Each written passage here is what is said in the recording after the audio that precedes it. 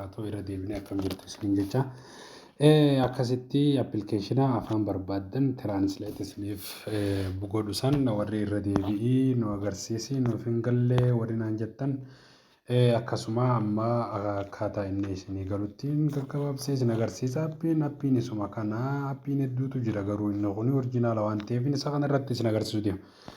Akkasumas ammallee warri isa kana pilaastoo gabbuufattanii hin qabne pilaastoorii irra seentanii Oromoo tiraansleet jettanii itti barreessitanii gabbuufachuu ni dandeessu isiniin jabboleeyyan kiyya amma isa kanarra gallee isin agarsiisa. Isa kanarra gaafa gallee akkatti bifa kana qabatee kun bifa sagaleetiin kun bifa barreeffamaati kun bifa kaameeraa tiraansleet isa wurtan jechuudha. Isa wurtanii amma kaameeraa kanarra yoo gadhooytan yoo waraqaa kitaabban adda addaa gaazexaa waraqaa adda addaa dura qabdanii irratti sawwirtanii okkee gootanii irraa wanna godhuu dandeessan. Amma mootu suuraa yoo weebsaayitii adda addaatirraa gabbuufattanii feesbuukii irraa gabbuufattanii galara keessan keessa jiraatte himaa kan jedhu kanarratti gachuqaasan. Amma immoo isin agarsiisa. Imaagii kanarratti gachuqaasee waan takka fudhee isin agarsiisa. Nama barreeffama afaan Oromootiin afaan Ingiliffaadhaan jiru kan biraan qabu isa kana fuudhee fakkeenyaaf isa kana fuudhee isin agarsiisu. Inni kunis akkuma agartan Ingiliffaan jira kiroob gootanii bakka gubbaa san tuyxan.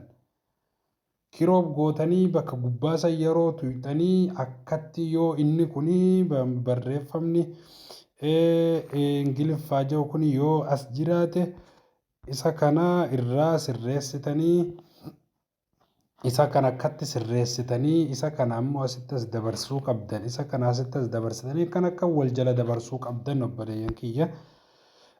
Amma mootu isa kana tiraansleet goona. Tiraansleet kanatu inni tiraansleet goona. Gaafa yoo akkatti isin didee bakka tanatti isiniif dhufe immoo koppii gootan.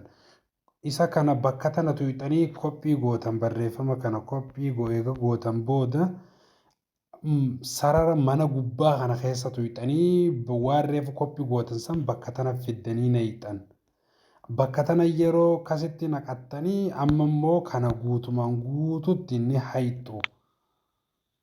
Isa kana guutumaan guututti ni hayxu. Isa kana eega hayxanii fixxanii amma immoo isa akkasitti jiru kana tiraansleet gootan isa akkatti jiru kana. Amma akkatti tuyinee jirra akkuma akkatti agartan kana barreeffamni kunoo akkuma agartan afaan Oromootti deebi'ee jira. Sitti Ingiliffaa sitti immoo afaan Oromootti deebi'ee jira. Akkasii barnoonni isiniif qabannee dhufne kan kana fakkaatu hanga barnoota biraatii walitti tachaanutti laayik sheer sabskiraayib nu godhaa maatii keenya tahaa nu jajjabeessaa turtii gaarii isiniin.